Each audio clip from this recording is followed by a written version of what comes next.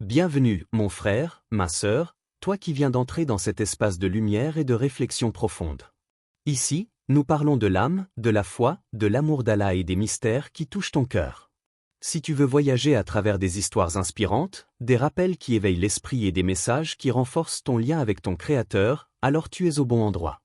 Index revers pointant vers la droite blanc, abonne-toi dès maintenant et rejoins cette famille grandissante, afin de ne manquer aucun rappel qui pourrait transformer ta vie. Car chaque mot ici est pour toi, et chaque instant est une invitation à te rapprocher d'Allah. Bienvenue à toi, et que cette chaîne soit pour toi une source de paix et de lumière. Il y a des questions qui brûlent les lèvres mais que l'on n'ose jamais poser. Des sujets qui hantent les cœurs des croyants, mais qui sont enfouis derrière des murs de silence et de gêne. La sexualité en fait partie. Pourtant, l'islam n'a jamais fermé la porte à ce qui est naturel.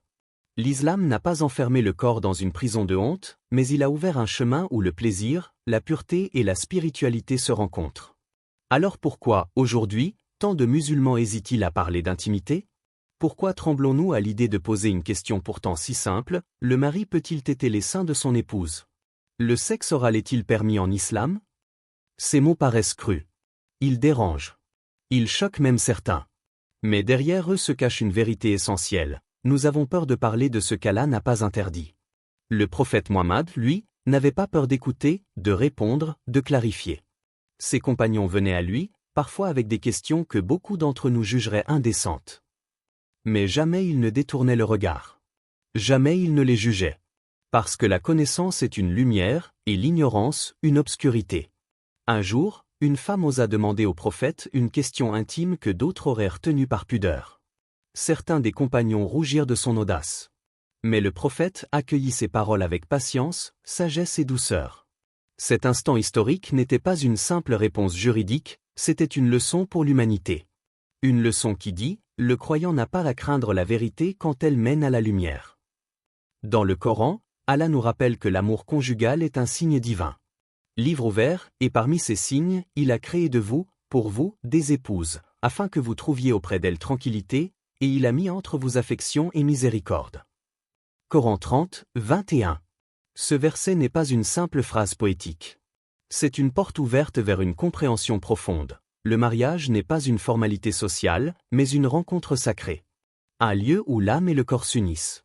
Un espace où la tendresse devient acte d'adoration. Et pourtant, malgré cette clarté, nous vivons dans un paradoxe. Nous célébrons le mariage, mais nous taisons ses réalités. Nous organisons des noces avec musique, danse et festins, mais nous n'enseignons rien sur ce qui viendra après, l'intimité. Comme si l'amour conjugal était un secret honteux. Mais réfléchis, si Allah a créé l'amour conjugal comme un refuge, pourquoi hésitons-nous à comprendre ce qui le nourrit? Ce silence, parfois, détruit des vies. Combien de couples se séparent non pas à cause d'une trahison, mais parce qu'ils n'ont jamais appris à s'aimer pleinement, à s'honorer dans l'intimité, à se donner sans peur ni gêne. La sexualité, en islam, n'est pas une simple pulsion animale. Elle est un cadeau. Un dépôt. Une source de rahma, miséricorde, entre deux âmes. Le prophète disait, dans l'acte intime de l'un de vous, il y a une aumône. Les compagnons furent étonnés. Ô messager d'Allah, l'un de nous assouvit-il ses désirs et en est récompensé? Il répondit, ne voyez-vous pas que s'il les assouvissait de manière illicite, il porterait un péché? Ainsi, en les assouvissant de manière licite, il aura une récompense. Cette parole change tout. Elle détruit le mur de la honte. Elle transforme l'acte intime en acte de foi. Alors, pourquoi tant d'hommes et de femmes vivent-ils leur intimité dans le secret, avec des doutes, des peurs, des interdits inventés? Pourquoi continuons-nous à fuir ces questions comme si elles nous rendaient impurs? Peut-être parce que nous avons oublié que le corps aussi est une création d'Allah. Nous savons honorer nos prières, jeûner, donner l'aumône, mais nous oublions que l'intimité conjugale est aussi une adoration. Nous avons réduit la foi à un ensemble de rites, en oubliant qu'elle englobe tout, jusqu'au souffle, jusqu'au désir. Et si parler de sexualité n'était pas une honte, mais une lumière? Et si briser le silence sur l'intimité devenait une façon de purifier nos couples, d'apporter plus de paix dans nos foyers, et de rapprocher nos âmes d'Allah? Cette question, le mari peut-il téter les seins de son épouse? N'est donc pas une provocation. Elle est une clé. Une clé qui ouvre un débat nécessaire, un espace où le musulman peut se libérer des chaînes de l'ignorance pour entrer dans la lumière de la connaissance. Et toi, oseras-tu poser les questions que ton cœur porte en silence? Oseras-tu chercher la vérité, même si elle dérange? Le désir, un mot qui fait trembler certains, un mot qui enflamme d'autres. Mais en vérité, le désir n'est pas une honte. Il est une étincelle. Une énergie soufflée par Allah dans l'argile de l'homme et la douceur de la femme. Comme le feu qui réchauffe et qui éclaire, le désir peut être une lumière s'il est guidé, ou un brasier s'il est laissé sans direction.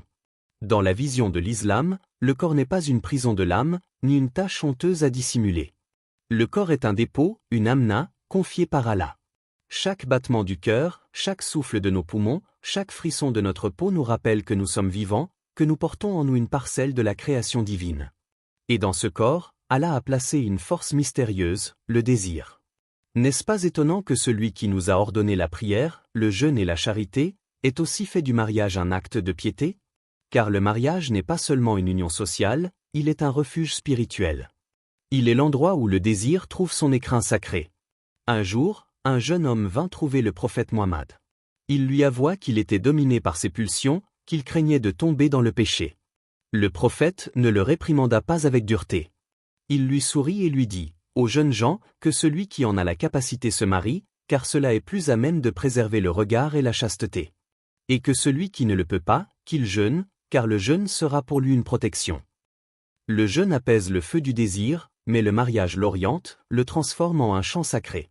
Car dans le mariage, le désir cesse d'être un poids, il devient une offrande. Une offrande que l'un fait à l'autre, et que tous deux font à Allah. Le Coran l'exprime dans une image d'une beauté inégalée. Livre ouvert, ils sont un vêtement pour vous et vous êtes un vêtement pour eux. Coran 2, 187. Un vêtement protège. Il cache les défauts, il préserve l'intimité, il réchauffe dans le froid, il orne et embellit. Ainsi est l'époux pour son épouse et l'épouse pour son époux. Ils s'enveloppent l'un l'autre. Ils deviennent refuge, douceur, chaleur. Alors, pourquoi craignons-nous ce désir? Pourquoi le regardons-nous comme un ennemi, alors qu'il est une langue par laquelle Allah parle au cœur humain? Peut-être parce que nous avons oublié que la pureté ne signifie pas l'absence de désir, mais son élévation. Le prophète ne demandait pas aux croyants de tuer leur désir, mais de l'éclairer. D'en faire un chemin vers Allah, et non un piège du Shaitan. Pense à la pluie. Elle tombe du ciel comme une miséricorde. Mais si elle est canalisée, elle donne naissance aux jardins, aux rivières, aux vergers. Si elle est laissée sans contrôle, elle inonde et détruit. De même, le désir est une pluie. Orienté par le mariage, il nourrit l'amour, la tendresse, la proximité. Livré à l'interdit, il consume et brise. Le prophète disait, « Dans le corps, il y a un morceau de chair. S'il est sain, tout le corps est sain, et s'il est corrompu, tout le corps est corrompu. » C'est le cœur. Ainsi, ce n'est pas le désir qui est impur, mais l'intention qui le guide. Et toi, as-tu déjà regardé ton corps comme un temple? Comme un dépôt sacré dont chaque désir est une preuve de vie, et chaque pulsion une occasion de choisir entre l'ombre et la lumière? L'époux et l'épouse, lorsqu'ils se donnent l'un à l'autre, deviennent comme deux miroirs qui se reflètent.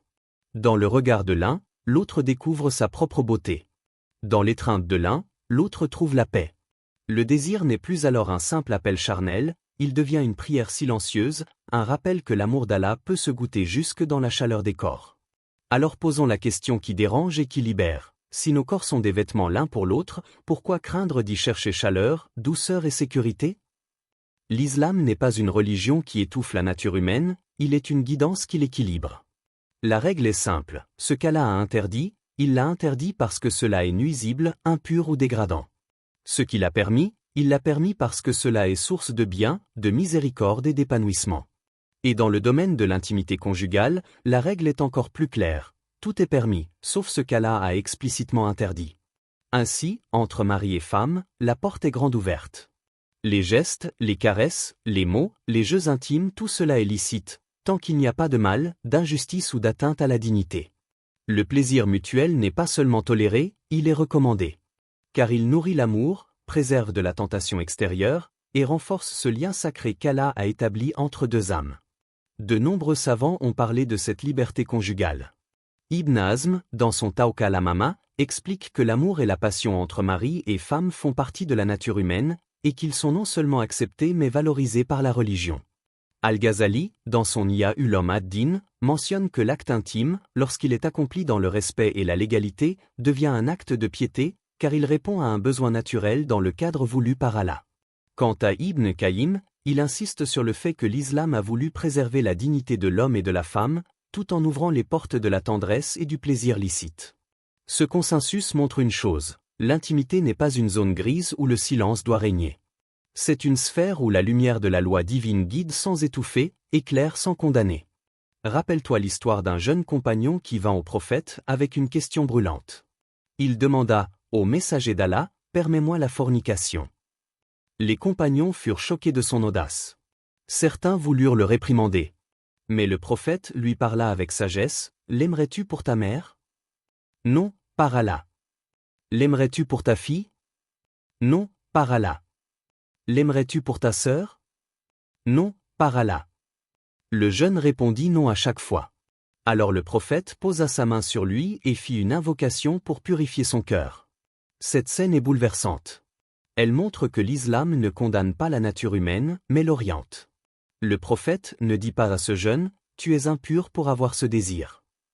Il lui dit, « Tu es humain. Maintenant, apprends à orienter ton humanité dans la voie d'Allah ». Et c'est là que le Coran descend avec une métaphore étonnante. Livre ouvert, vos épouses sont pour vous un champ de labour. Allez à votre champ comme vous le voulez, mais préparez de bonnes actions pour vous-même. Coran 2, 223. Ce verset ne limite pas, il ouvre. Il compare l'épouse à un champ fertile, un lieu où l'on sème, où l'on prend soin, où l'on récolte avec patience et amour. La seule restriction, ne pas semer dans l'interdit. Car même un champ fertile peut être détruit si l'on abuse de lui. À travers ce verset, Allah enseigne une vérité universelle, l'intimité est un champ de vie. Un champ où l'on plante des graines de tendresse, de confiance et de complicité. Mais aussi un champ qui reflète notre intention spirituelle. Car celui qui honore son épouse dans l'intimité honore Allah dans sa création. Alors pourquoi réduire l'intimité à une simple pulsion? Pourquoi croire que l'islam est venu pour dire « on » au plaisir, alors qu'en réalité il dit « oui » à ceux qui élèvent et « non » seulement à ceux qui abaissent? Ibn Qayyim disait « Allah n'a rien interdit à ses serviteurs sauf ce qui leur est nuisible dans leur religion, leur vie, leur corps, leur cœur ou leur situation. » Cela s'applique aussi au domaine sexuel. Ce n'est pas le plaisir en lui-même qui est interdit, mais ce qui corrompt l'âme ou détruit la dignité humaine. Ainsi, lorsque le mari et l'épouse se donnent l'un à l'autre, ils ne sont pas simplement deux corps qui se rencontrent. Ils deviennent deux âmes qui se soutiennent, deux cœurs qui s'élèvent ensemble. Le plaisir mutuel devient un langage sacré, une façon de dire « merci » à Allah pour le don de l'amour et du désir. Alors posons la question, et si l'intimité conjugale était aussi une forme d'adoration, un acte où l'âme s'élève? Depuis les premiers instants de la vie, avant même que l'enfant n'ouvre pleinement les yeux sur le monde, il connaît déjà une source de chaleur et de réconfort, le sein de sa mère. C'est là qu'il trouve nourriture, tendresse et sécurité.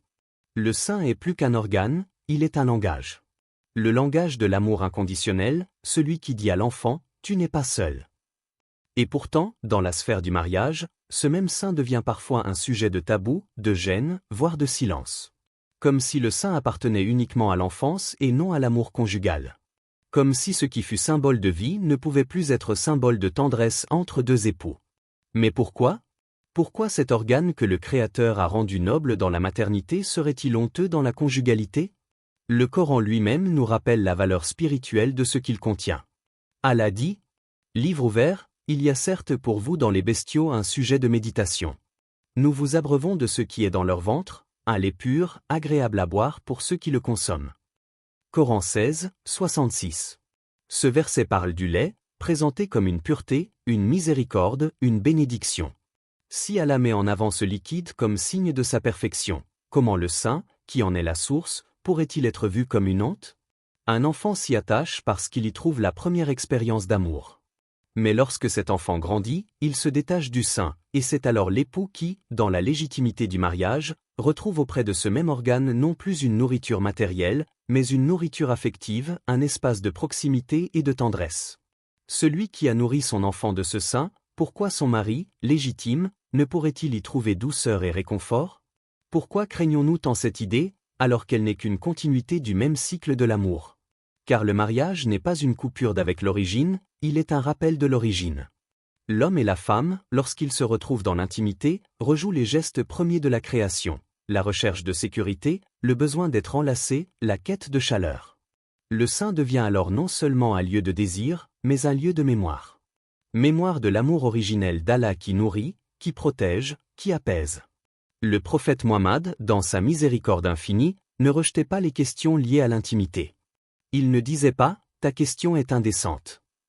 Au contraire, il répondait avec pédagogie, parce qu'il savait que le silence peut mener à l'ignorance, et l'ignorance à l'injustice.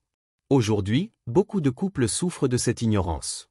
Combien d'épouses se sentent réduites à un rôle mécanique, alors que leur corps est fait pour être célébré? Combien d'époux n'osent pas exprimer leur tendresse, par peur de briser des barrières qu'Allah n'a jamais posées? Le sein, dans l'intimité, n'est donc pas un sujet de vulgarité, mais de sacralité. Car il rappelle à l'homme et à la femme que l'amour n'est pas seulement un échange charnel, mais une offrande. Comme le lait nourrit le corps de l'enfant, l'intimité nourrit le cœur du couple. Dans les bras de son épouse, l'homme ne cherche pas seulement un plaisir, il cherche une paix. Et l'épouse, dans le geste tendre de son mari, trouve une reconnaissance, celle d'être aimée, respectée, honorée. Ainsi, ce sein, qui fut le premier refuge de l'enfant, devient le refuge de l'amour conjugal. Et si, derrière ce geste intime, se cachait un secret plus grand? Et si l'amour charnel n'était qu'une autre manière de se rappeler l'amour originel d'Allah pour ses créatures? Car Allah nourrit ses serviteurs, les enveloppe de sa miséricorde, les protège dans leur faiblesse, comme une mère nourrit son enfant. Le sein devient donc un symbole. Un pont entre l'amour terrestre et l'amour divin. Entre la tendresse humaine et la miséricorde infinie. Alors, pourquoi en faire un tabou? Pourquoi cacher derrière des murs de silence ce qu'Allah a rendu signe de sa sagesse? Et si, au lieu de détourner le regard, nous osions contempler ce symbole pour ce qu'il est, une preuve que l'amour, dans toutes ses dimensions, est un chemin vers Allah? L'intimité est souvent réduite à un simple échange de corps, un acte biologique, une satisfaction passagère. Mais l'islam nous invite à voir au-delà, à contempler l'invisible derrière le visible. L'acte conjugal, lorsqu'il est vécu avec sincérité et respect, devient un miroir. Un miroir qui reflète l'âme, le degré de tendresse, la profondeur de la complicité. Ce qui est permis ou interdit n'est pas déterminé par le caprice des hommes, mais par la sagesse d'Allah. Ce que l'islam a interdit, ce sont les impuretés, les dangers, les excès qui humilient l'être humain. Mais ce qu'Allah a rendu permis, il l'a fait dans sa miséricorde, pour que les époux puissent goûter à la beauté de leur union. Livre ouvert Allah dit. Dit, qui a interdit la parure d'Allah qu'il a produite pour ses serviteurs, ainsi que les bonnes nourritures? Coran 7h32. Ce verset est une lumière qui brise les chaînes des tabous injustifiés. Qui sommes-nous pour interdire ce qu'Allah a permis? Qui sommes-nous pour couvrir de honte ce que le Créateur a fait comme parure et comme plaisir licite? Le sexe oral, par exemple, a fait couler beaucoup d'encre. Certains le condamnent sans preuve, d'autres l'acceptent sans discernement.